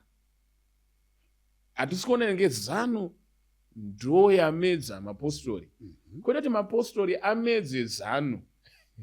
Ndo zvati zviri kutariswa. Handizvo here, hamushuwiro here kuti imwe nguva tinozoonawo kana nekuti chitendero kunamata shungu dzedu ndedzekutendeutsa munhu wese muchitendero chedu. Hamushuwiro here kuonawo mutungamiri wenyikawo mwe musiwo achinzi aatoo mupostori. Kana kuti achazopindewo pamberi apa because as long wo vachifambirana nezvamuri kudaka motozoona kuti next president watinaye ndiri kuona minister wo ari kuManicaland anenge mupostori. Hamucharisiro zvakadaro here. Ndoda kuti ndidayire asi handisida kuti upinde mumweya, asi ndichangoimba just ka1 kastanza. Nyika yedu ya baba Zimbabwe, nyika yedu ya baba. Kuimba muone chimurenga kawo. Vatadzoka muno muZimbabwe muno. Mweya muchendobva wati iZimbabwe yenyika yenyu. Isusu atione Zimbabwe sekunge kuti nyika yedu ezi kuti in theory terms. Yes. Tinoona kuti nyika yedu in practical terms or in the spirit of entitlement. Comrade Zigo. Apana kupfuurira kana munhu achiita slogan. This is a very sensitive question yekuti vamwe vanhu vanobva vashamisika ndakutaura nichidai. Slogan inoti kudini, inoti pamberi neZANU-PF. Yes. Pasi nemhando. Slogan iyi yakatochechenywa nechinamato chedu ichi. Nekuti ZANU-PF yacho is a baby yetsananguro dzababa Joan. Anoziva kuti jongwe riri pasimbu iri paZANU-PF apa simbu iyi wanika pepe ijongwe. Ndo rakanzi vanhu vari munguva yemakipi iya yehondo. Vanhu muprofita aisumuka. Voti sumukai munhu osumuka zvonzi kukuridza munoti zvonzi ndomucheredzi uchakutongai. Ndakusiyirai mucheredzi uchaita sei? Uchakutongai. Saka there is real kana kuti genuine togetherness between ZANU-PF and vapostori religion, especially Joan Masoichana. Chandira kutaura Zigo ndechekuti kana tikati pamberi neZANU-PF tikutaura chinhu chatakasiyirwa nemweya mutsvene kuti chichasara chichikutongai. Nyaya ndeyemweya mutsvene. Aizi nyaya yemunhu.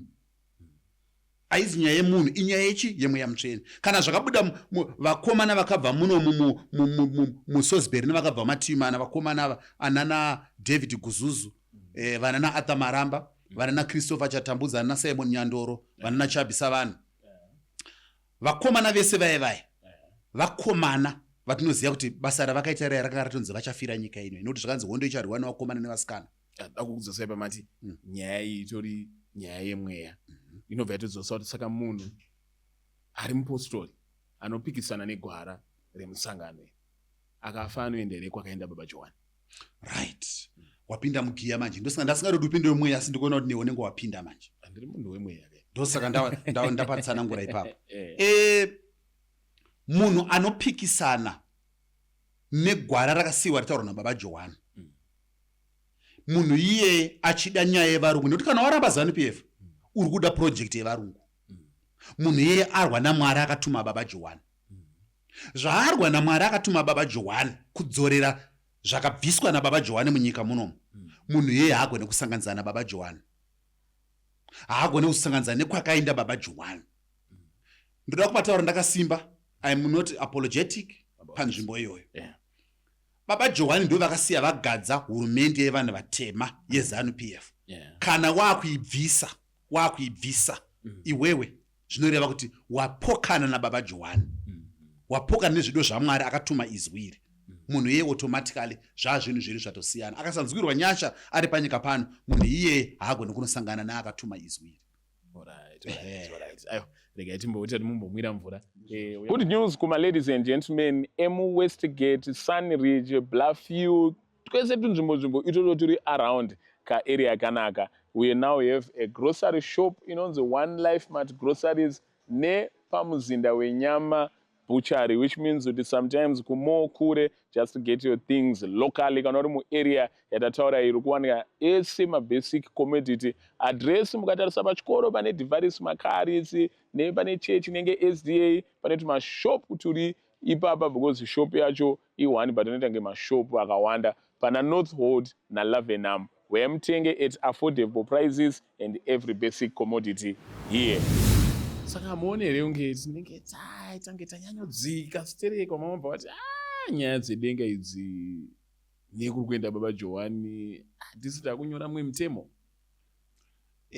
Zvakasiya zvataurwa zvakataurwa namutumwa azvishandurwe nemunhu wenyama. Kana neni handigoni kuzvishandura, kana chero ndakada kuita tsitsi nerudo handigoni kushandura zvakasiya zvataurwa namutumwa. Ndikangotora chete murungu ndikamubata ndakadai ndapikisa zvakataurwa namutumwa. Ndikangotora chete murungu ndikada kunoti pinda paState House apa ndapikisa zvakataurwa namutumwa. Ndikada chete kungotora murungu chete kuti chitonga vana veZimbabwe ivo vakambobviswa rungwa nyika ine yakafirwa ndapikisa zvakataurwa namutumwa. Saka namutumwa iye hatisangani. Alright.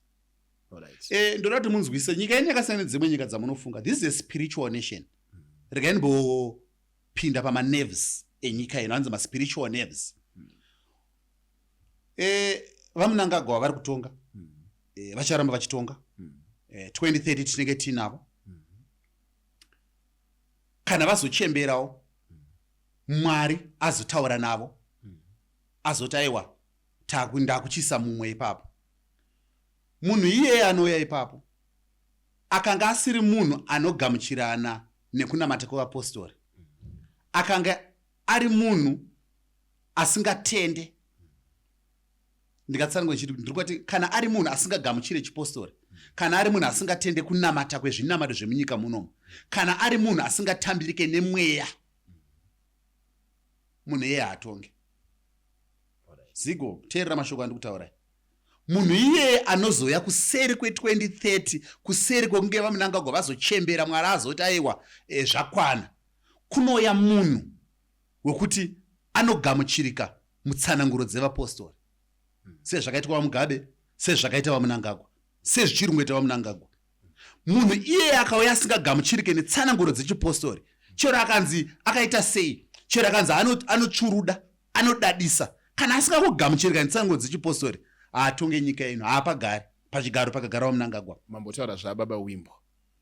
Hongu. Baba Wimbo vanga ine chimwe chitendero chavaitungamira, handisi? Vadzidzi vaJesu, iri Johani Masowe vadzidzi vaJesu. Pane chiprofita chakambotendedzwa nevanhu 2018 chaitange chiri kusuggesta kuti madzibaba Wimbo oro Baba Wimbo vari kutichamisa ndiye achatonga nyika inoi. Munodzitarisa setsanangudzo wofuti dzemweya here? Vanhu vari kuinterpreta chaizvo here kana vari kumisinterpreta? Aiwa, paipa yanga a desperate opposition narrative. But it was a very desperate. Nekuti desperation yacho yanga iri yekungoita twist and turn. Makaenda pagora eminhasi imimi. Munosvika pachinzi pamberi neZANU-PF. Saka chamisa munhu weZANU-PF. Asi munhu weZANU-PF. That one was a desperate narrative. Very desperate. Tsananguro dzenyika ino dzakataura vaMugabe. Tsananguro dzenyika ino dzikataura vaMunangagwa, dzikavazodza dzikavagadza.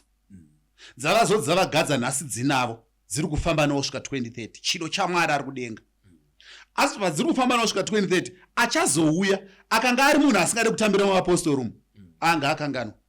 Mati Zimbabwe is a very spiritual nation, which means it's peculiar.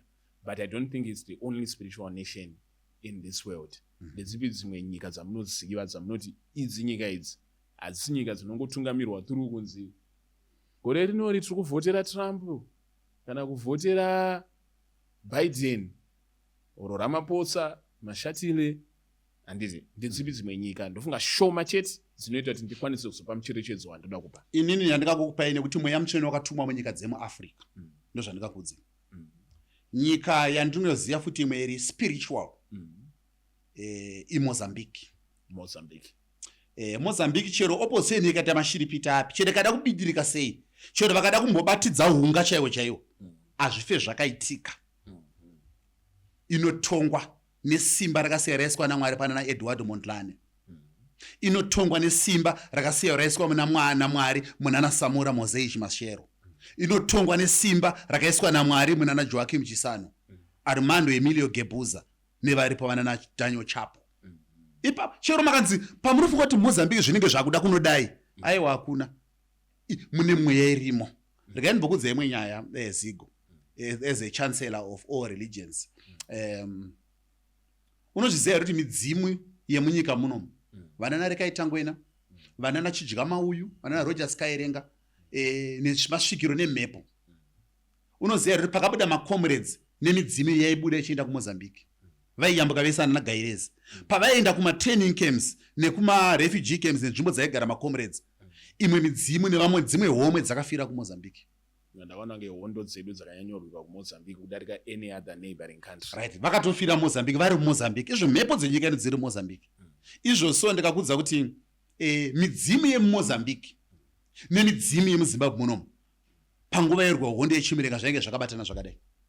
Ndakaona patinomboshanda nen'anga vana sekuru ana chii, ndakaona kuti handisandamboona sekuru vekuSouth Africa oro sekuru muSouth African vanoshandira maZimbabwe. Ndakangoona kunge zvakawandira kuMozambique, kashoma kuona kuZambia kana kudi unonzi ndokana kuMozambique chichi ndobata matare kuZimbabwe, zvinhu zvimwe cheteka. Ende ndikada kukuudza kuti unonzi musha unovigwa vanhu vemidzimu nepanonzi pane tsvimbo yaambuya nehanda. Payakasiwa yaiswa imwe tsvimbo yacho yakazomboti imwe musikana ati abudirwa akanzi enda unotora pamadirirano aZambezi, Mukumbura naMusengezi panosanganawo vanhatu, ipo pakaiswa tsvimbo yaNeanda Nyakasikana. But panhu ipapo hamusisiri muZimbabwe, maMozambique. Kare nyika ino iyi yese yaitongwa namunhu Mutapa. Paipa munozvochiudza kuti baba Mnangagwa ndimunhu Mutapa, the emperor. Kuri kuti vanobvumwa, vanotambirwa nemidzimu nemhepo dziri muMozambique. Vanotambirwa nemidzimu nemhepo dzinenge dziri munana Cabo Delgado kusvika kunana Mavago kunopinda munana Tanzania. Vanhu vanobva vati kana muchivati ndimunhu Mutapa mukuedzwa vati ngavatonge nekusingaperi. Kana tikati munhu Mutapa mambo abviswe ka the emperor. Munhu Mutapa the emperor anobviswa nani? Munhu Mutapa the emperor anotonga kusvikira Mwari azoisa matauriro ake. Mwari anongotaura matauriro ake kuti munhu azochembera, achemberesesa, azochemberesesa, Mwari ubva azomutora. Ko nhai Zigo, imimi seimi muno muchida kutiunzira ma-theories of democracy that are different of what is happening in England. KuEngland kunotongwa izvi kuna King Charles III. As King Charles uyu anonzi abviswe. King Charles III anotonga muEngland kusvika muzuva rake rekufa. Asi kuno kuti tinonzi anzi vaMnangagwa nguva yakwana ngavachimbobva tiise mumwe. Munhu Mutapa. Mungabvise munhu Mutapa. Masi munosiya King Charles. Muda kubvisa munhu Mutapa. Asi muenda kuEngland munokotama King Charles. Azviite. Munhu Mutapa anotonga. King Charles ngaatongewo kwake. Munhu Mutapa achitonga mupi muno. Ndo madairani ndikapaite pano papi.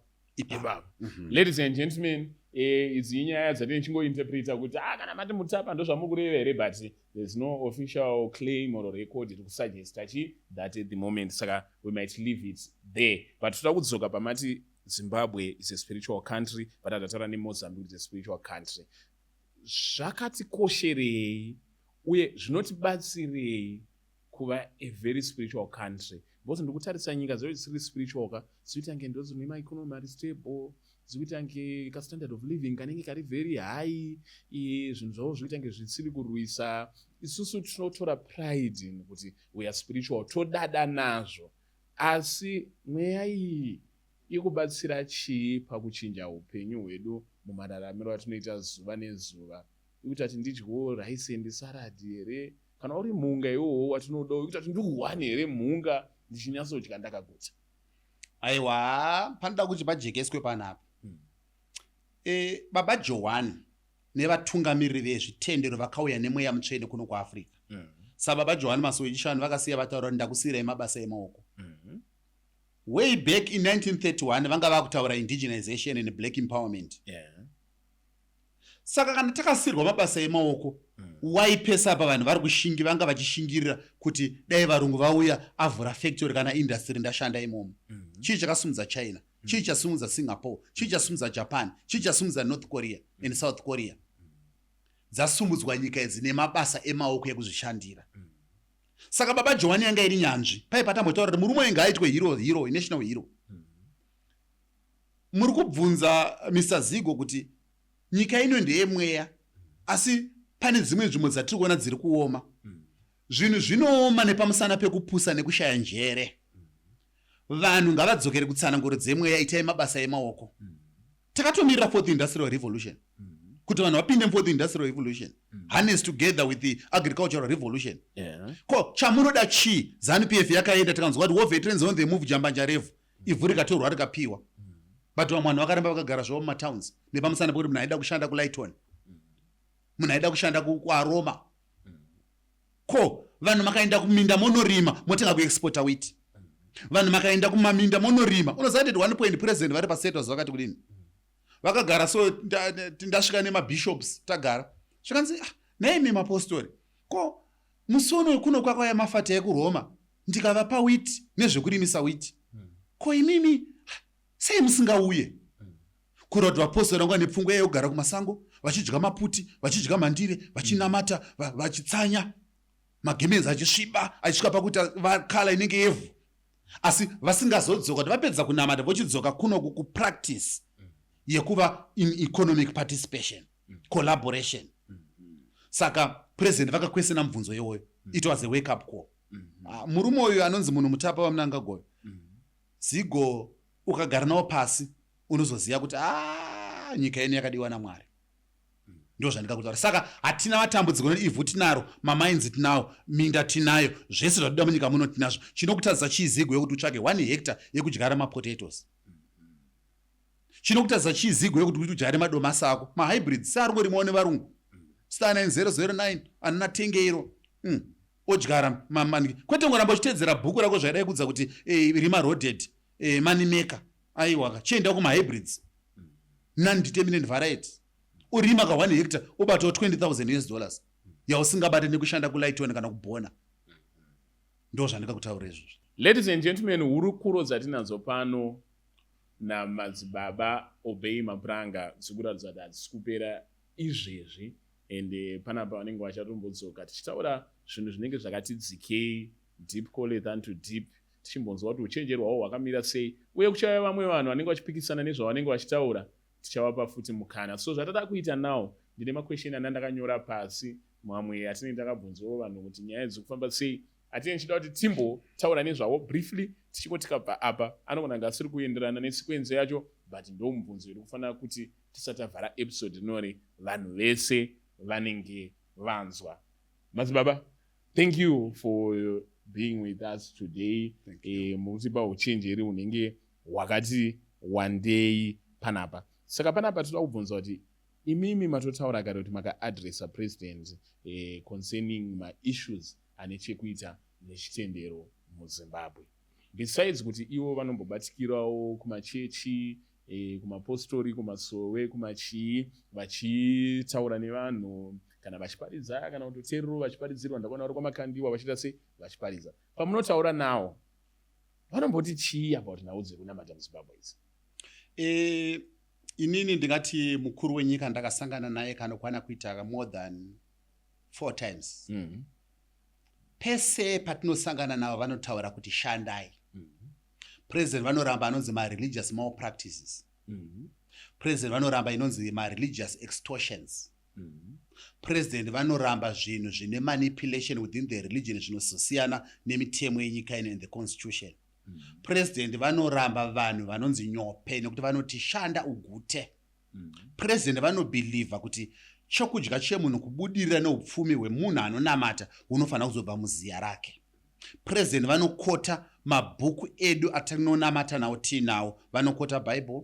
President vanokota Quran. President vanokota Torah. President vanokota tsananguro dzemasowe. Uyezve vanokota zvakasiya zvitaurwa nevakuru vakararama tisati tavapo panyika panapa. Saka zvese zvanongodzorera pakushanda. Zvinobva zvabuditsira kuti vari kuti economic agenda ichienda uko, religion ngairidze kusara uko. Iri kugospel reprosperity, asi ikoko iri koko isiri kutindira vanhu ku-collaboration with the existing government programs that are economically empowering the people. Pamati president vanoramba ma-religious manipulation ndo pane mabhidhiri. Izwi ramataura kuti mabhidhiri.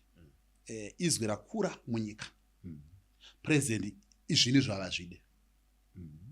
Zvinhu inonzi stage managed prophecies and stage managed healing practices to deceive people so that they follow munhu iyeye. President havadi zvinhu zvipi? Zvinhu izvo zvachose havadi. Imimi semapostori hambanawo matanho amuri kutora here, because maprofita hope ari kuita zvinhu izvi. Vamwe ndewe kumapentekostawo vazhinji, asi vazhinjiwo futi vanhu vakabvawo mumasowe, mumarange, mumigodhi, mumuchi, zvinonouya kunana namufedhi ikoko. Vanhu vari kuita vekuti kana tazotarisa ndiani, tongotarisa kuti pambe negemenzi kana ndanga muprofita. Pamachechi ese, chechi isingaite kana bhidhiri 1 pane dzamataura idzi imarange. Marange aite zvemabhidhiri. Asi mamwe samataura ari kuita. To mitigate that, because inini ndakatanga kuona kuti First Lady Amai, Dr. A. Mnangagwa, vane shoko ravakagara vachitaura. Vanoramba zvinhu zvema-malpractices. Vanoramba zvinhu zvema-early child marriages. Vanoramba zvinhu zvinokonzera gender-based violence. Vanoramba zvinhu zvine neo-slavery madzimai, zviri driven by religious doctrines. Ndazviona zvinhu izvozvo kuti ndo zviri kuda mai, ndo zviri kuda baba, nyika ino itore gwara rakanaka. Muna 2024 ndakaregister a body inonzi the National Judicial Council of Apostles with the Ministry of Justice, Department of Deeds and Trusts. Ndairegister shuwa ndakabva ndabudirira kuwana the deed yacho, the registration. Basa the National Judicial Council for Apostle around NJCV yandiri the founder and the national director. Basa ndere kuita mitigate religious malpractice and align the apostolic doctrines with the constitution of Zimbabwe, with the laws of the land. Yes. Saka ndo basa rayo iyoyo inoramba malpractices, stage managed prophecies, stage managed miracles and healings, kutorwa kuvanhu kwemari, early marriages, gender based violence, zvese zvinhu. Asi zvinhu izvi hausi uchenjeri hwangu. Ndinozvitora kuna Her Excellence the First Lady of the Republic of Zimbabwe, Dr. A. Mnangagwa, zvavanenge vachitaura zvendo zvinozondipawo chiroto. Ndinozvitorawo pana baba. Ndo pandinotorawo chiroto. Saka zviroto zvangu zvese handidi kuzvitora kumwe kuno. Ndinotora panenge pangotaura vakuru vaviri ava. Indi mandatorawo chiroto papi? Zvakandipa kunoregister National Judicial Council for Apostles. Izvozvo zigo. Do you know kuti kuManicaland ndakanounganidza vaprofita vanosvika 600. Ndikaita whole day ndichivatrainer. Ndichivaudza kuti izvi musaite munosvibisa nyika, izvi musaite muri kubira vanhu, izvi musaite muri kutsotsa vanhu. Vaprofita vese vai vakabva vateerera, ndikabva ndazovapa certificates of participation and licenses of practicing faith healing. Ndikupaona kugona kuunganidza vaprofita 600 zvinotaura about mobilization skills aminavo as vamapranga, and also mapostori, they are very good mobilizers. And that is one of the reasons why vachiutilizika zviri nani nemusangano kudarika mamwe machechi ese anotaura anosapota musangano. Mapostori ndo anoti kana vachiuya kumusangano vanouya nevanhu vavo. Machechi unongonzwa kuti pana bishop ndingi ngavasimuke, obva wangoti amene vanenge vachiwevha haniwo vasina kuya nematendi. Ipapo ndakupataura zigo, ipapo ndibvumidze ndipataure. Chimwe chakasangisa kuti ndiite founder wevapostori for ED. Nezoita NAMFED in the support of the ZANU-PF mobilization under the commissariat department. Zigo wataura pano pawabva wandipa muono wandandakaita. Unozviziva here kuti Zigo ndakaona kuti vanhu vazhinji vainyebera musangano wedu weZANU-PF vari muzvitendero. Right. Vanhu vaigota munamato musangano wake wePascha kana weEaster. Aita musangano weEaster anobva invite mumwe mukuru ari kumusangano. Oti huyai mukuru weuya. Hallelujah, hallelujah, hallelujah. Ndo varipo nhasi guest of honor. Aiwa tichanokuvoterai, sure tichanokuvoterai. Do you know ndazotuma effect finding team randakatuma clandestinely kupinda mumachurches. Team payakandipa the combined report. Report yaitaura yechiti mumachurches mese umu shoko rekutsigira nyika mutungamiri wenyika neZANU-PF mune mamwe machurches andisataura nemazita ranga richingogumira pama-annual gatherings chete. Ragumira pama-annual gatherings kuma-sects avo, ma-branches avo, mamwe magumano nemamwe mamheno matabheri kumwe zvimwe zvese avanoti ma-small branches avo. Kwanga kusiri kuzoenda shoko rere. Mufundisi weko, mukuru weko, overseer weko, priest weko, pastor weko, anenge asina the same language yakataurwa ku-annual gathering. Pamwe anenge asiri kubvumirana nazvo. Aiwa, takaona kuti yanga iri lack of the cascading down of knowledge and ideology. Ndo zvakasakisa kuti isusu tizotanga kuti cascade down ideology and knowledge. Because tambowira ndakapa Ziko kuti nyika ino yedemocracy. Kana yedemocracy inoenda kuma-elections. Ma-elections vanhu vanofanira kudzidziswa. Saka kudzidzisa vanhu hakufanira kumira. Saka takazoona kuti kune vamwe vanhu vanowanda behind the scripture. Hallelujah, hallelujah, hallelujah. Obva afamba oita zvaanoita oparidza. But vanhu vake havana kana word reZANU-PF ravanoudzwa.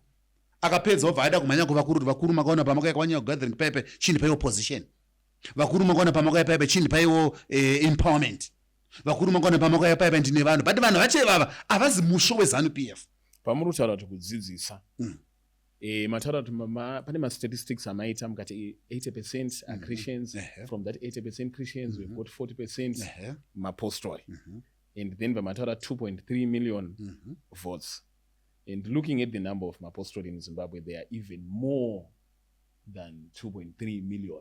Which means if we are going to stick by data set it actually means with mapostori actually they are falling short of their pledge yekuti vari kuda kutsigira musangano. Ndopanoda kukubvunzai kuti nei tine voter apathy tinayo munyika mese, but nhasi mapostori ndivatiri kutaura nawo. Nei tine voter apathy? Pamuri kunoudza mapostori kuchechi kuti tsigirai mutungamiri, muri kuvaudza as a decree here uri mutemo kuti asina kutsigira ZANU-PF panapa ari kung'ora, oro muri kuendawo a step further muchivaudza the benefits. Do you afford them the chance or information yekuti vazive vanhu vari kubocha uko, vanhu vari kwaNyamweda, vanhu vari kugoko uko kwanditi, kuti toda kuti mutsigire vaMunangagwa because of this and this and this and this, obati haleluya vofarawo kuti izvi zvakatinakira, oro urungoya riri izwi rungotaura kuti munomu ndo zvatinoita. Right, ndoda kutaura panyaya wataura uchiti voter apathy. Ini ndakada kuti utarise the patterns. Namba yevanhu vakavhota 2018 obva ku 2023. Tazaisa isusu vapostori for ED movement yandinova the founder, and no one can contest me on that. Yes. Ukapacherechedza hama yangu ipapa uchapaona kuti takawedzera namba yevoter participation. Yes.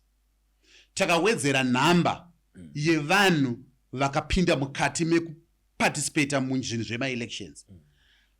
Ndiri kutoti inini pa-election ichazoitwa 2031 kana ZANU-PF yasarudza kuti inozoitwa hameno 2030 chii, election iro uchaona kuti namba ichaita zvakare increase, nekuti we are conscientizing our membership, our interreligious congregants, the benefits and the spiritual desire yaMwari mweya mutsvene nengirozi yekuti vanhu vasupport ZANU-PF and the government yeZANU-PF. Saka uchazviona zvicharamba zvichikura. Handizoda kuramba kuti sure vanhu vakanga vasina the voter education. Kune inonzi religious voter education zigo yanga isipo, but iyo takaigadzira yavepo. Ndobva ndazoya futi kuno kuNamfed kuno tawedzera futi kuigadzira. Uchaona kuti election 2030 zvienda mberi uchaona zvichaitika. Muchaona mwene voter participation changa yakakura nemamargins acho. Then ndiri kuda mainzokodza ndichiti isusu seNamfed we don't want ma-churches, ma-bishops, ma-priests, ma-prophets vanoita inonzi cosmetic or plastic support to ZANU-PF and President Mnangagwa vakangohwandira zviwanikwa asi vasina the direct conscientization of the ZANU-PF campaign to their congregants and the transforming their congregants to be ZANU-PF voters bluntly. Ipapo ndo pataakutarisa manje kuti ningi uyu not by cohesion, not by duress, but by voluntary political participation, voter education and support to ZANU-PF government. What's just a true ndizvo, but we don't want vanhu plastic mobilizations. Because the real people vanogona kuva paground, they might be having ma-constraints akatokura kudarika vanoita ma-plastics or holistic mobilization for the ZANU-PF party. Saka we are going there. Hanzi muri munhu rishoni kune prophet mungati amari vanhu rotsva hatyi kusvika vakadzi. Murotsva matiri kutaura mupolitics, because anoti politics is a dead game. Pane pamwe politics vadzinokumanikidza kuita zvinhu zvinopikisana nechitendero chako, because it's politics.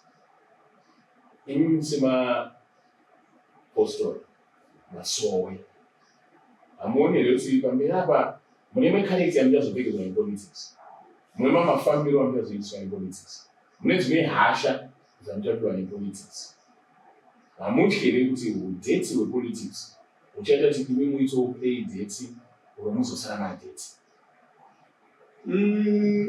Hasha, hakuna hasha dzinodarika kuenda kuno matraining camps kunotraina kuwahondo yepfuti uchiisa bara pahuma ino kuti Mulungu afe iwe uchinamata.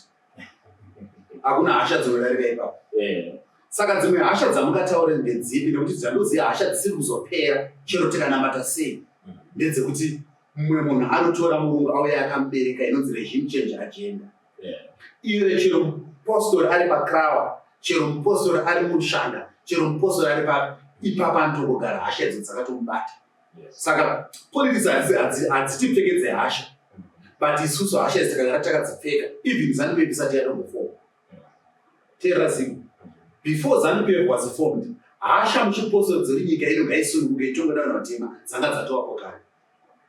Saka vapostori havazana missis vepolitics, but mapioneers epolitics. In fact, we were there before ZANU-PF was formed.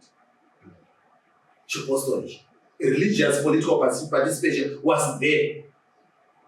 Ma detainees echipostori akavapo kare before ZANU-PF was formed in 1960s. But told you about ZANU-PF yacho yakazofoma. Chipostori ndo chakataura nemayachena kuti ndakuchikusirai mucherechedzo wejongwe uchakutongai, ndakukusirai mucherechedzo wejongwe uchakutongai. Ndo vataita embrace mucherechedzo wejongwe neZANU-PF. Saka chinhu chese choda kuita disturb ZANU-PF, chinhu chese choda kuita bring back religious regime change agenda, tinowedzera hasha 10 times. Ranga mazuva evamugabe vaiti kudini, vaiti if winning elections makes me Hitler, then let me be Hitler 10-fold. Vamugabe ndozvavaitaura. Iye hasha dzesa havana kumwe kwakadzitora, isimba ramusika vanhu raiswa panopanika kudefenda hoko dzandataura ini dziri matima nenyika ino, kuti nyika muno ngatitonge tiri vana vemuno. Ko nhai Zigo, ameno kuti vana veZimbabwe vanokanganwa here.